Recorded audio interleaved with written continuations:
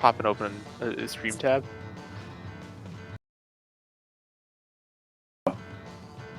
There we go. Let's go. Okay, nice. Come on in, Slam. And welcome to the pub. Yep, stream audio is working. Okay, welcome back, everyone, to the Slammin Cup. It's fine. It's fine. Everything's good. It's 2 o'clock somewhere. Am I right? 2:20. Yeah. Well, actually, no, it's not. It's not 2:20 anywhere. If you go by solar time, you know, it's Sure. It's definitely 20 somewhere. Today we've got an exciting match for you. Today it's Team Plasma versus Team McDaniel.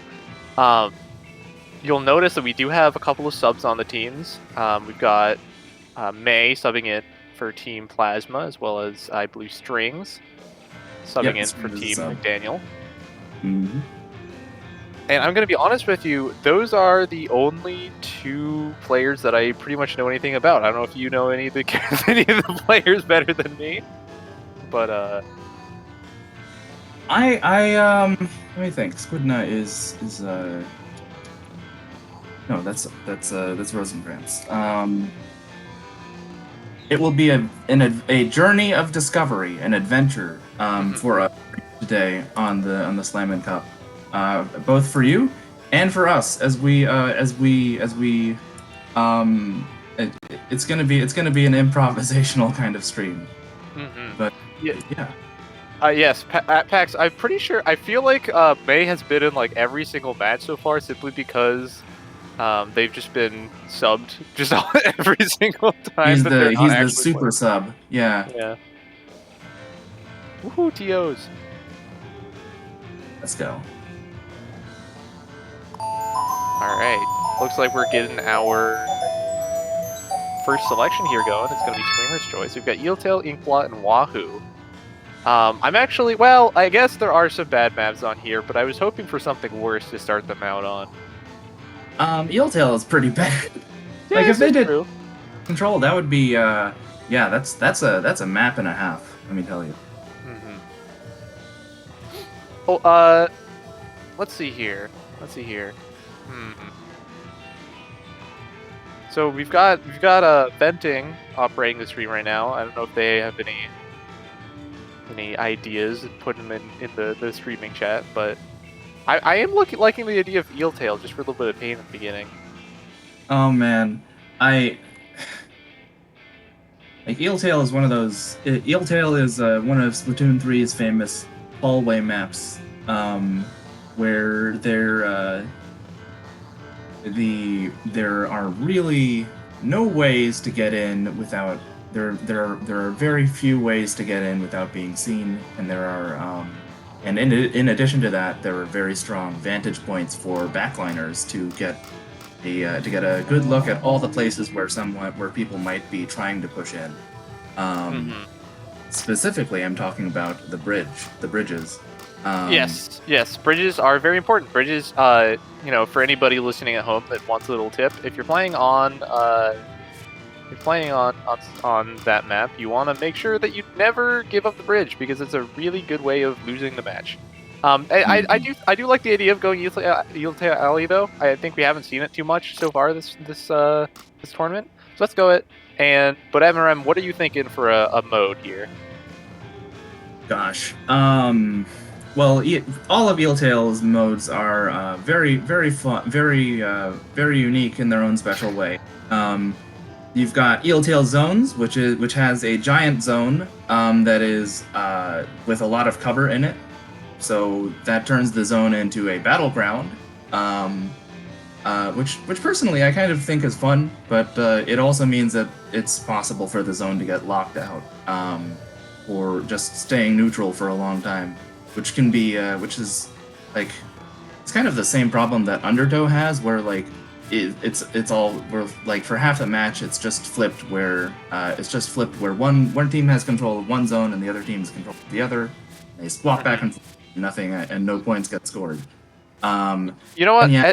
As Venting is scrolling through these, I'm liking the idea of Clam Blitz on here. I think that it's an interesting. Eeltail Clam is. Yeah.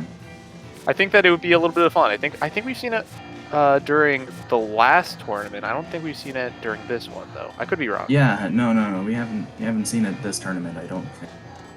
But Eeltail Clams, that's probably Eeltail's best map mode, just because the Clam Blitz ends up ameliorating at least a lot of the problems with the hallway maps, where eventually you do have to like back off and get more clams, giving the other team a chance to catch their breath and maybe mount a comeback.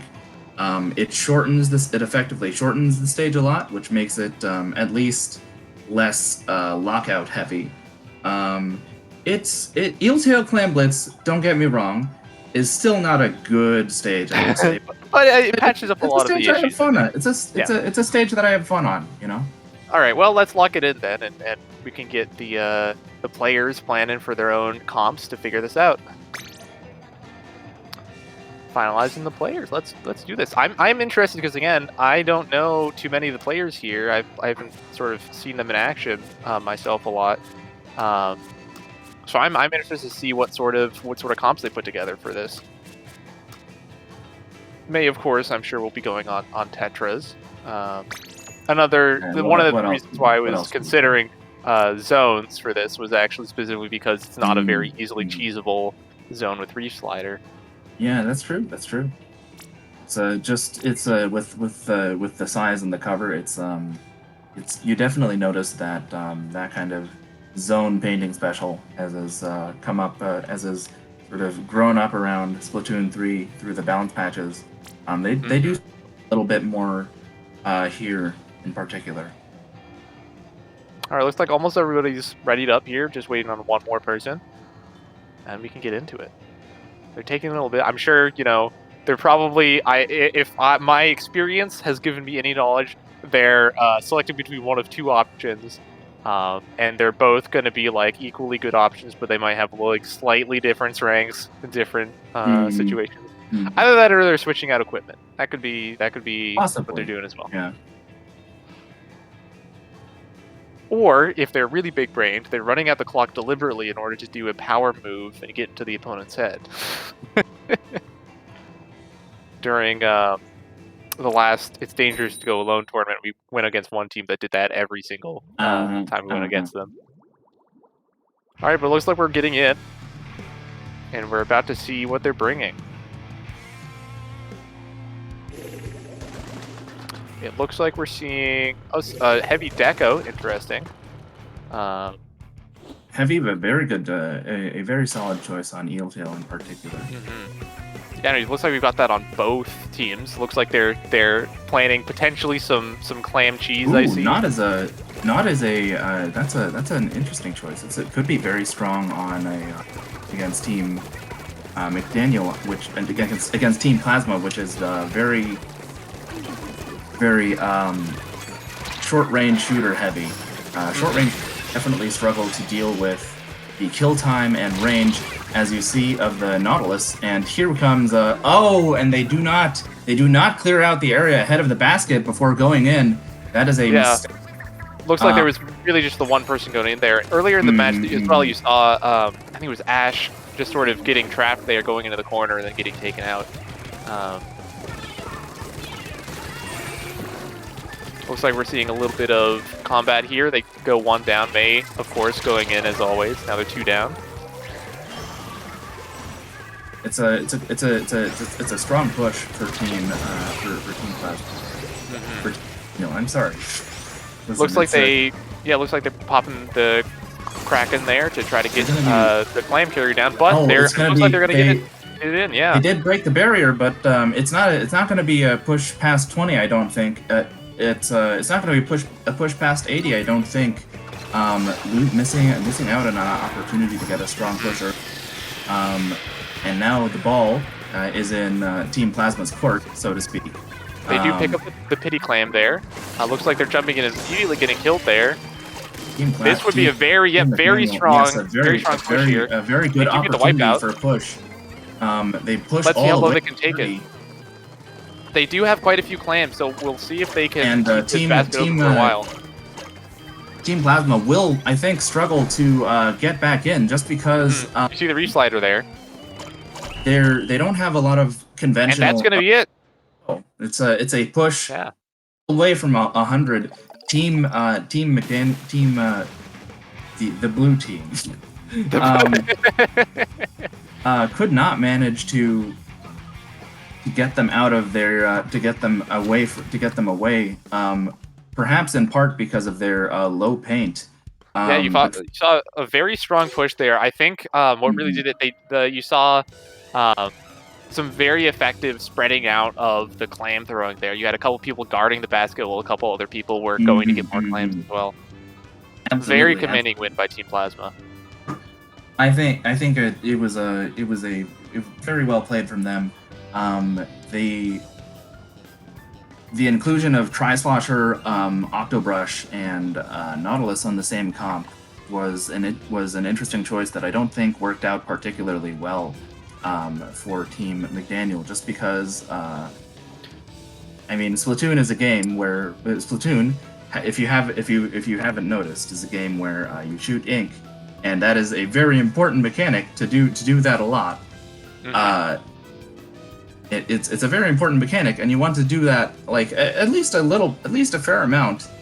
And Tri-Slosher, Nautilus, and Octobrush are not weapons that really put out a lot of paint on the ground. Absolutely. Well, we'll see what we're getting for these next matches. Looks like we're getting Hammerhead, Flounder Heights, and Undertow Spillway. We'll see what Team McDaniel chooses.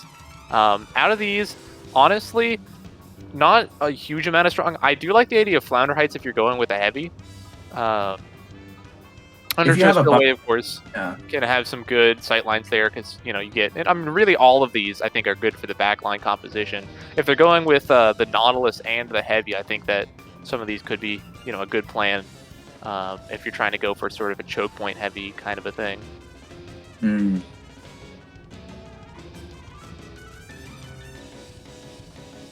know, of course, you know, Hammerhead with that, you know, wide open but also really linear sort of mid. Obviously, you know, a loved map by a lot of backliners. It's a map where their strengths really come into play, where their strengths shine, because their deal is cutting off options for enemy movement. You know, if you come through this zone, you will have to like face me, right? Exactly. And Hammerhead Bridge being so narrow and open is very conducive to that kind of area denial style of play. Flounder Heights, I could also see, you know, obviously there are some good sightlines with heavy, but there are also some fun flank routes, obviously, because there's all of the paintable walls. Although what I will say is, if they're running Sploosh, for example, that could be fun because, you know, the Sploosh gameplay style is getting into the opponent's walls, which means you could see a lot of flanking and moving around if the opponent isn't careful of calling out when that happens.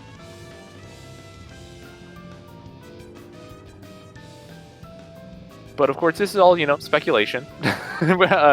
Who knows what's going on inside of those voice chats?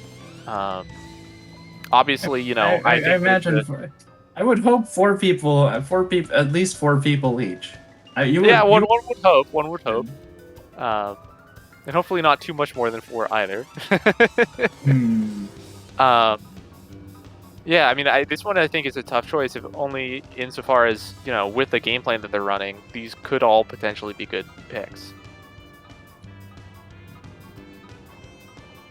Of course, we could also see if you're looking for some clam cheese. I could see. Looks like we've got a choice. It looks like it's gonna be Rainmaker. Interesting pick, and they're going to. Oh, trying to find it. Looks like a Rainmaker Hammerhead. Oh, Rainmaker Undertow. There you go. Interesting, very interesting. It's considered to be a very good map. Yeah, I will say it is nice. It can get a little bit choke pointy at points. There's a couple corners especially that are hard to sort of move in no matter where you're going. But it is sort of that mid, I think, lends itself well to Rainmaker.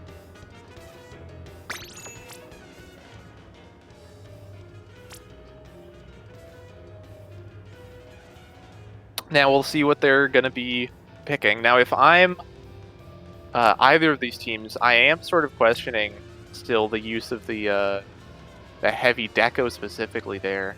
You know, I can see it obviously if you're going for some cheese on Kraken cheese Rainmaker or not Rainmaker on Clam, but I think that is potentially going to fall off a little bit in this map mode. Kraken does have its uses in Rainmaker. If you really need to snipe the carrier, then you know, Kraken's invincibility obviously has some utility there. But in terms of it can also be good for scaring people away from a path where the Rainmaker is likely to go. But that also telegraphs your movement. So right. And of course, if I'm trying to zone somebody out as a heavy, right? You know, I'm thinking, well, I want to sort of keep my charge and zone them out with my own range. The disadvantage of Kraken being forced that you commit and reduce your zone of control. Exactly.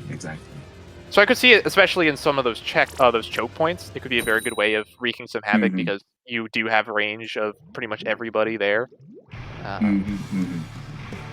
We'll see, though. We'll see. All right, let's see what the team comps will be. For Team Plasma, it is much of the same.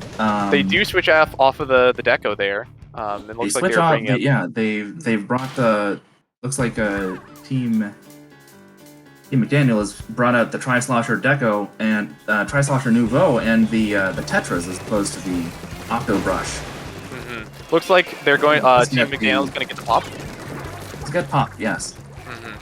Although it looks like mostly they're just poking right now. May's obviously going way up on the right there as always. Oh, yep. And it does look like. Oh. Yeah, it looks like they're going to be getting ready to push forward. No, they're two. It's 2-2 now. Team McDaniel is rushing forward. Last one up. It's that is unfortunate timing to try to push the Maker right before teammate gets there. May goes down. Yeah, you know, as Springs would say, they're managing a pretty strong. Oh, they do get the checkpoint. With the use of the Inkjet, it's a very good special for getting your team in, and you see that here. Has run out of ink and gets rushed down by the solution, the splash there. Team Plasma just popping, trying to move up a little bit. Will be looking to make a push of their own with the pop of the crab to pressure that little piece of cover behind the wall there. Looks like they're really going at it. It looks like they have a pretty open shot here. If they want to get some points. It's two people in front of the checkpoint though, and they get taken down. And it results. That is going to be a wipeout. Yeah. It was one of those fights where everybody feeds in, where everybody engages one at a time, which you know means that instead of having to win a 4v4, the defending team has to win. May looking for some picks, can't quite get one there. Looks like they're 3 down. Gets pop and has crab down, and has crab up. Yep, I'm looking, and a lot of times, yeah, it looks like they're doing a good job of staying ahead of the Rainmaker there. Crab was not able to protect the Maker. Team McDaniel is still down. They do get the pop though, and that is going to be enough to get the checkpoint. Even a very small push here will be enough to get them the lead as they go 2-on-1 and manage to get the tri-slow, but not at the if at the cost of the rest of their team. They trying to contest the tri-slosher 1-on-1. Oh, and the tri-slosher is behind the crab. They're gonna try and. They do back off though and get taken out. Oh, got two picks. Oh, three picks. Very good. Very good. I think that's a wipeout. That is disastrous for Team McDaniel. That is going to be very difficult for them to deal with. Looks like they're going to be going for a slightly slower approach here. Does not work out. They have taken the lead there. Well, they do take the lead, yeah. They get the pop again. Looks like they're potentially going to be trying to get a couple more points. Oh, it looks like they're taking it. Oh, they're they're going to be going all the way. They're going to be going for the checkpoint. Going around. They get Don't quite get up it. to 7 points. Do not get it. But it's going to be a tough battle for Team Plasma to come back from this one. See the Tri-Slosher there going for some extra picks there. Not a lot of ink. Gonna have to push up really slowly through mid. They get they go for the reset to bring the Rainmaker back to mid. They going for a good reef slider to help pop there and push back the enemy team. Tri-Slosher, I think, is in trouble here a little bit. We've got 3 people all the way they're on the right down, there. It's a counter wipeout as Rosencrantz goes left. Yeah, they really all just grouped up on the right sort of divot there. May is behind the other team, and they did not notice. They did not notice that May was there until it was too late. It's going for the re-slider, but that's not gonna be enough. Blunting their push. It's going to be that's the end of that. That's the end of that push. And May gets another pick off of the reef slider. Camping a jump gets that. It's going to be a total shift in momentum. Even as he goes down. And unless Team McDaniel can get something going pretty quickly now, yeah, it looks like they're going to have to push a long way in overtime if they. And that's assuming that they pick up the range. 3 down. That's gonna be game. What a game. Yeah, it looks like McDaniel had it, a pretty commanding start there, and then Team Plasma just got that very, very strong push. I think Team Plasma just ended up having a hard time, Team McDaniel had a hard time resetting after that initial wipeout. Yes, absolutely. And that is going to take the series to 2-0.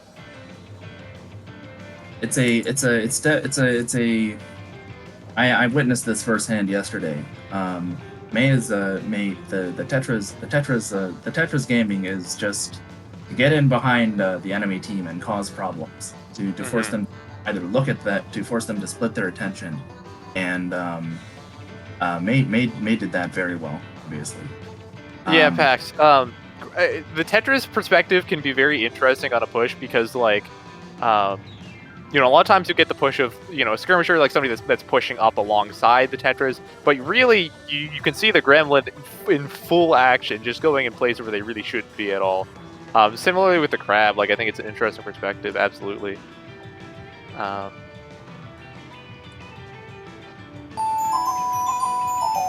Let's see what the next stages are going to be, though. Looks like mincemeat meat, hagglefish, and mahi-mahi. Oh boy, somehow, famous. Well, I could see mahi-mahi as a chaos pick. Very famously good stages. Here in this. Yeah, if you're looking for a good map, you're not gonna necessarily, but I could see hagglefish.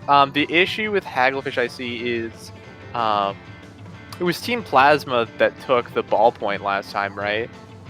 Yes, it was Team Plasma. So if I'm Team McDaniel, if I'm not bringing a ballpoint or another, I guess they've got the Nouveau, but if I'm not confident in my inkjet skills or my inkjet game for the comp there, I don't want to be going hagglefish. But that leaves you with mincemeat or mahi, which are both potentially troublesome choices. Yeah, absolutely. It's a for Team McDaniel with. Yeah, I'm mulling it over. Team McDaniel for Team McDaniel to pick Mahi-Mahi Resort is risky, I think, just because of how aggressive Team Plasma has been, especially with a very, very, very good Tetris on their team. Mahi-Mahi Resort is so small that someone can get in behind you in an instant.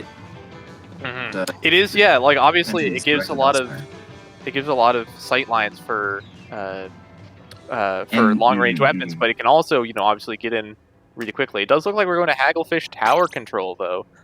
Hagglefish TC. Okay. Looks like Team McDaniel is confident in their inkjet gameplay. We'll see how it turns out, though. See whether it pays off. Yeah, I mean, this is, I think, a very sensible play. You know, obviously, going for those other two is very unreliable, but I would be concerned about the ballpoint. Of course, Strings is also competent in ballpoint. Didn't bring it last time, I don't think, but I could even see a double ballpoint composition here. But we'll see, we'll see. We are seeing a little bit of jumping around, some training before the match. Looks like that's what are they holding? Being a little bit of spoilers into the match.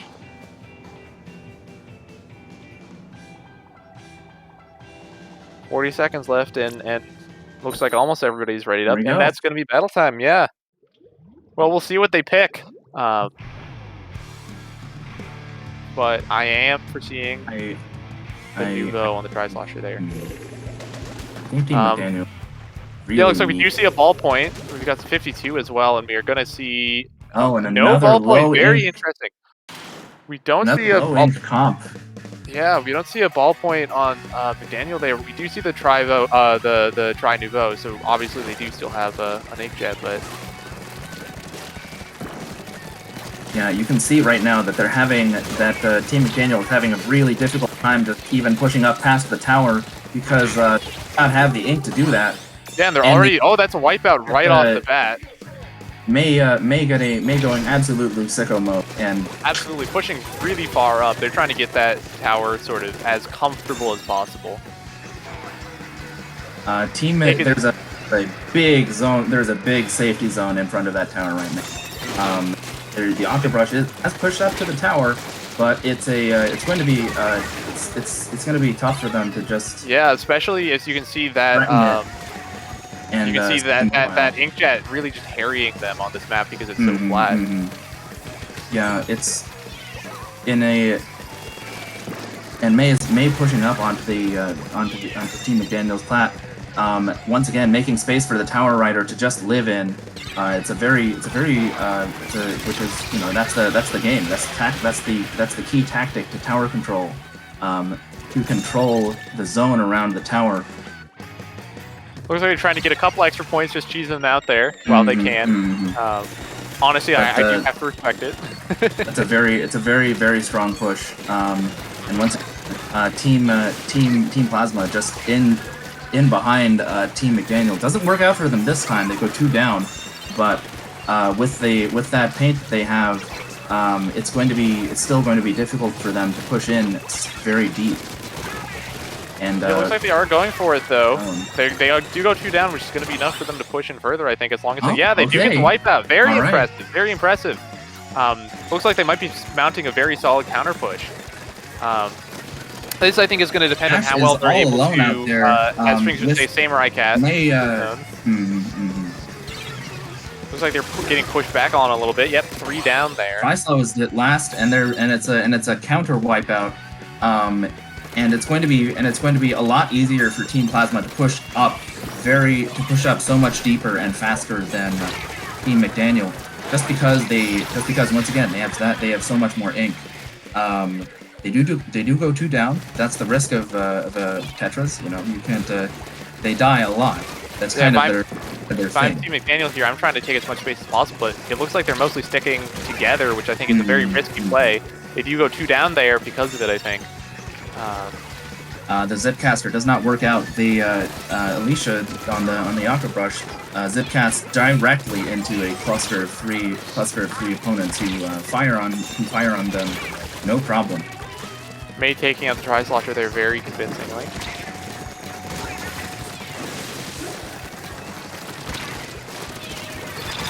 And getting I think a little bit biting off more than they could chew there, though, unfortunately. Team Plasma is pushing up considerably, and there's nobody at strong point right in front of the tower. Yeah, it looks like they might be taking lead. 6-5, and that's going to be a lead, yeah. It's a narrow lead, and certainly one that Team Plasma can get back within these next minute and 30 seconds. But it's going to be if they can't, then that's the game. As Ash does go down, taking a 2v1. Plasma does get the trade though. And now they're 3 down, Plasma with 3 absolutely. picks. And make We'll see if they very can hold this deeply for into long enemy enough. plat, taking space that Team McDaniel cannot afford Oh, to very give up. impressive. Gets 2 Because before going down. Yeah, their lead is so narrow. It's Absolutely, and they get a wipeout, which is going to, I think, take them all this the is way. going to be a swing back for them, unless they can pull off a miracle. Oh no, it looks like they might be pushing back. They might be Very pushing. impressive, very impressive. It's they almost had it. They almost had them pushed back, but was able to get on the tower and cheese out those last couple of points as they push looking to solidify the lead the enemy base. With 30 seconds left, it's going to be a tall order for Team McDaniel to take it back, and we may see a wipeout here. That's a wipeout before time expires. Very well played by Team Plasma. And that is going to be a third win as Team Plasma is looking to get out the brooms. Mm-hmm. Still though, it's not still though. It's certainly, I think that it's certainly not impossible for Team McDaniel to come back from this. We have seen the reverse sweep. Absolutely, we have. And I've got to say also, you know, the all these matches have been surprisingly close, so I wouldn't, rule Team McDaniel out for any of these. We do get the next maps: Mahi Mahi, Mako Mart, and Scorch Gorge. Honestly, I think that given how Team McDaniel is having trouble pushing in due to low ink, and they're having trouble. They can't push in as fast as they would like necessarily, even though their weapons are all very very good at taking one-on-ones. Mahi Mahi Resort being one of the smallest maps in Splatoon 3, good workout. Could be a good pick for them. Just Absolutely. So that advantage is not as crippling. Mm-hmm. Now, if I'm them, there's one map mode that I'm absolutely not picking, which is Mako Zones. Oh dear, yeah. You do have obviously some very easy zone cheese with the reslider there. Mm-hmm. Although both teams do have reef slider, so it's not impossible. I'm just scared of May. It's not, I'm just scared of May. But it's oh yeah. But once again, it's a tricky choice. There are some aspects of Mako Mart that would complement them well. We've seen the Tri-Slosher come out time and time again. But give me 1 minute, sorry. Mako Mart. I do see some other map modes potentially working out, but I do agree with the idea of Mahi Mahi, being that small map that I might be wanting. Scorch Gorge potentially I could see, simply because it is a little bit hard to make it out of mid.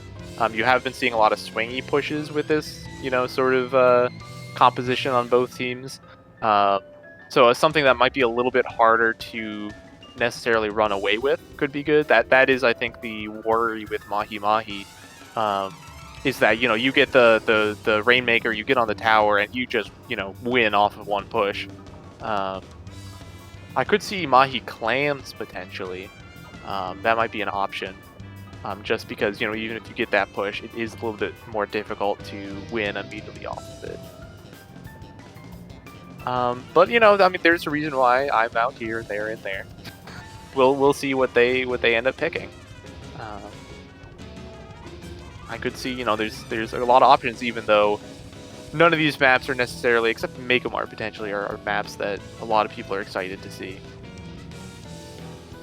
It does look like McDaniel needs a quick break. I think that's when it's fair. Got to get back in the game, but will still be around. Mako Zones, my Blako Zones. Yeah, no, it's a good map. It's just I am terrified of the zone cheese. You could see even a surprise big squig rollout there. Yeah, Mako Zones. It's Mako Mart in general is a very it's not a zone it's not a map that my main is good at, but it's a map that because there are so many different there are lots of different flank options essentially. You can't ever be sure. You can't really ever be sure that you can't really ever feel truly safe on Mako Mart because there are so many avenues for someone to sneak up to you unseen and just murder you from on top of a stack or by dropping down from a stack or which is why I think that Mako zones might actually be Mako Mart in general. That is might actually. Yeah, be, it looks like we have gone to the jam board for the break. I'm gonna be honest, I haven't seen the jam board yet this season. I saw it obviously when I made use of it last season when I was commentating, but there's a lot of stuff on here that is new to me. It's very impressive. My favorite thing is just sort of the inclusion of we've got, it looks like tower. What's the map called? I'm blanking on it right now. Flounder Heights? Flounder Heights, yeah. I don't know why I couldn't remember that right now. I imagine at some point it was useful, but now it looks like we're commentating on a map that is not gonna be. It's not even on the. It's not even on the. It's not even one of the options. I think my favorite actually is probably the super chumps. They look like they have like little silly faces on them. I like them. I like them a lot. It's very good, very excellent. Okay. You can never feel truly safe on Makar, absolutely. You know, you're on stack and you feel like you're on top of the world, and somebody comes up from the side and you're like, oh no. Stack is spooky, man. Like you don't if you don't have stack is very risky to stand on. Absolutely. Oh, it looks like we're going to splat zones. Oh, they are picking. They're going Mako zones. Well, there you go. There you go. It'll suit Tri-Slosher. It'll suit Octobrush if they decide to go with that. I think zones, the size of the zone in Mako Mart may be a problem given low ink sort of composition, but it might work out for them. I wouldn't be surprised. Dude, they are finalizing players here. We'll see what they end up choosing. Nice thing about Mako Mart is that I think it is going to support some of the more in the walls playstyle that you're going to see from the Sploosh or some other weapon. You know, they do have a couple of those. I could see, you know, obviously it can be very good for Tri-Slosher just because there's a lot of fun ledges for you to, you know, cheese around. It sounds like May has removed a little bit of their QR. Very interesting. Have they switched over to Haunt? I don't know what. You took off Haunt. Yeah. No, I was okay. You took off Haunt. I was, you know, I know you like your Haunt. Until you added more QR. Okay, so the opposite of the initially promised removed QR. The demise of QR has been greatly exaggerated. The news of the demise of QR has been greatly exaggerated, which I guess is kind of the whole point of QR. Yeah, I've been trying to put together some Haunt clothes myself. I have been having a little bit of difficulty though, just because I just need more QR chunks, and there's never enough. I've mentioned it before, but I am just living off of that, like, you know, the QR drink. Straight from an IV, and I can never get enough.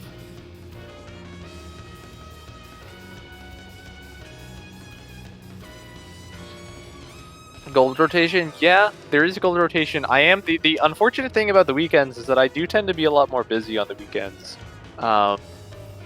which means that I don't necessarily have a lot of time to be doing some good old salmon run. But, you know, it's a shame, isn't it? I might be able to put in a little bit of time. Put in a shift or two, you know.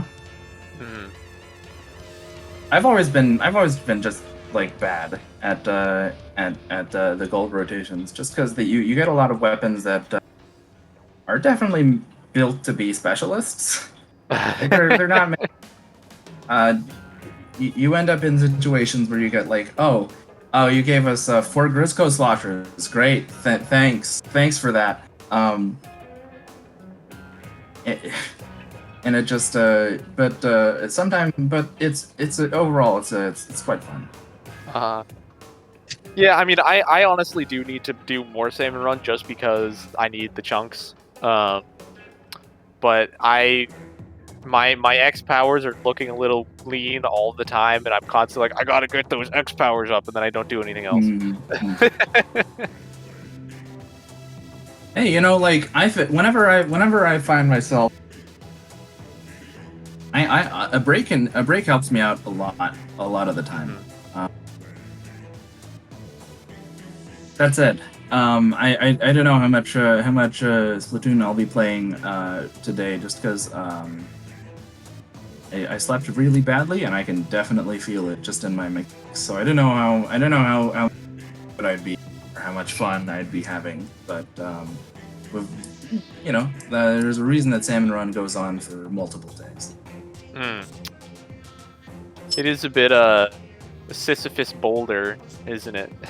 Same thing with the season reset, where you're like, oh, time to go back up and try to get my my rank up battles going.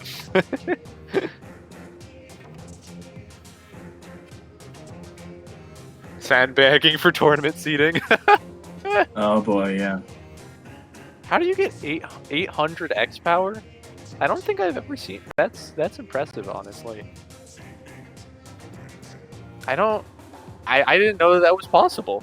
Oh, salmon power? Power of salmon. Yeah. Is there? Powerful salmon. I thought. Hold on. Now I'm. Oh, 800 for the rewards. I was like, I didn't think that VP went up to plus like 8 bajillion. Executive VP, it goes up to 800? I think it doesn't it go up to 999? It goes up to 999. Oh. I didn't expect that. I thought it only went up to like a couple. They increased the cap a lot. They increased the cap considerably in Splatoon 3. You learn something new every day.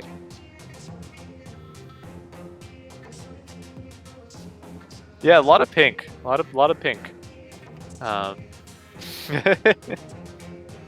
Yeah, I knew that the max hazard level was 333%, but I guess for some reason I was associating that with the actual VP level, which is, I don't know why I was doing that. Yeah, earlier it was pink just because it was 2 people. Now you've got a third person hopping in the chat there and putting in some more pink. You love to see it. You really do. You really do. Oh, purple. Well, that's close enough. It's almost pink. I don't want to salmon with randos, but your rank is too low. Yeah, you know exactly. That's the trouble if you're not in professional yet, is that like if you're going with higher ranked people, like it can be kind of annoying because it's more difficult for you, but it can also be annoying for the people that are lower because they stand to gain absolutely nothing, but can still lose just as much. Oh, looks like we might be getting we might be seeing some action. Are we? I'm hearing that one of the players went out, power went out, so it might be a little bit longer. Well, actually, that's the opposite of action. I was like, hold on a minute, that's not quite what I've expected. I mean, hey, if they need a sub, I'm already in the lobby. It'll be the Pep Boy hour. Exactly. Pep Boy FM. I don't know what music I guess post rock and synthwave. That's an interesting combination. It's an eclectic lineup. That's for sure. And then every once in a while you sneak in like a hardcore EDM song just to like keep them on their toes. Keep them on their toes. Yeah, exactly. Yeah. Just keep them guessing. You never know what you're gonna get on frick, I forgot. Pep Boy FM. That's right. How did you get that? It's literally. Would I do an AM radio?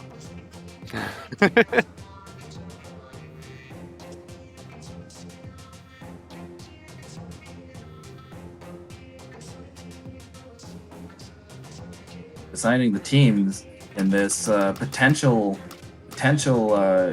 What do they call it? I used to know this. Like, what do you call it when this potentially the last in a set? Match point. Yeah. In this potential match point match, I guess. I don't know. Like that doesn't seem entirely. Yeah, but will Team McDaniel stay in the fight, or will Team Plasma complete the sweep, get out the brooms? The decider.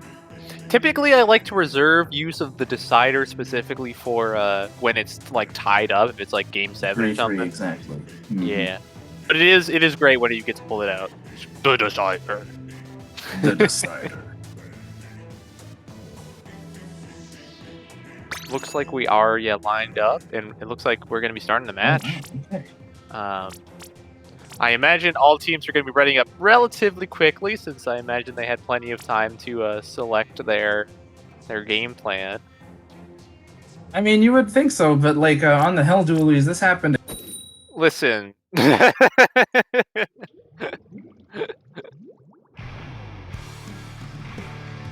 Right. Splat zones on Mako Mart. Yeah, well, we'll see what they're picking. Looks Those like switches to the X-Blow of all things, and very interesting. Team McDaniel sticks with what they know. Once again, a very low ink kind of comp. Mm-hmm. You are seeing, interestingly, the double backline. I'm not seeing there's no really big like linear walls, and they get a pick up there. They get a pick, and nobody has turned to look at. It might be a big problem. But they may get the trade to flip the zone to truly change to truly turn the tables. At least he's trying to. Team McDaniel does get control. And Spider-Man. Octobrush gets 2 picks off of Zipcaster. Very strong play from them. They have pretty solid control of mid, although they weren't able to keep the zone. Another disadvantage of that low ink tendency that we've seen. And the ballpoint gets cornered behind enemy lines, and as everyone else, as the Knot is the last one up on their team, they're going in one at a time again. May's really just going on a journey here. Let's see if they can make anything. We're just going to follow them, I suppose. Yep, gets a pick. The Octobrush player doing a very good job of skirmishing, that is staying alive while engaged with somebody. But they can't hold the zone. Couldn't actually flip the zone, and they do here. They do that here. Pocket, which I think, breathing sign of relief there, that is a pretty massive penalty to be applying. That is a big penalty, and but they do go 2 down, and the Octobrush player alone back there goes down. Yeah, something really impressive you got to see in Plasma here is that they're doing a really good job of taking space ahead of the zone once they've gotten supply there. Looks like we've got 2 players trying to do a little bit of a flank here. We'll see how it works out. Unfortunately for the Knot, I think they're going to be in trouble just because. And they do go down there. Yep. It's going to be tough for them to manage to get back in. The flank strat there. They're 2 down. Looks like do work out pretty well for them. But yeah, McDaniel trying to. It comes down to whether they can. Again. Oh, they do flip the zone and get 2 picks. If this is this is their chance to push up considerably and take control ahead of the zone, like you. But they're sticking pretty close to the zone. Maybe not confident of their ability to push in on such a low end comp. We'll see though. That's the danger of not pushing up. You can you're vulnerable to strats like Reef Slider strats that can just flip the zone all at once. Absolutely. Looks like we've got May, getting a wipeout. We've got, and again, look at them like pushing up nice and far there. gotta commend the work there. May going obviously around it, but it looks like Strings is gonna catch them out. Although they We'll are see. gonna get The Tetras can, Tetras are never really out of the picture in a one-on fight. There are 4 ticks left, and Team Yep, that's gonna be game and able set to slip and match. zone, game set match, a straight sweep of the of Team McDaniel, or a queer sweep, depending. Well, a very dominant performance. Although I will say, you know, I do not want to be, you know, ruling Team McDaniel out in future matches. A lot of those were very close. Absolutely. I think that there were just a couple of sort of key sort of strategic decisions there that the Team Plasma was able to sort of take advantage of. I'm not. By the way, this is the last match. They did just win the series. We don't have to be picking another stage. It's fine. Oh, you know, you get some umami ruins as a treat. Shaky, shaky.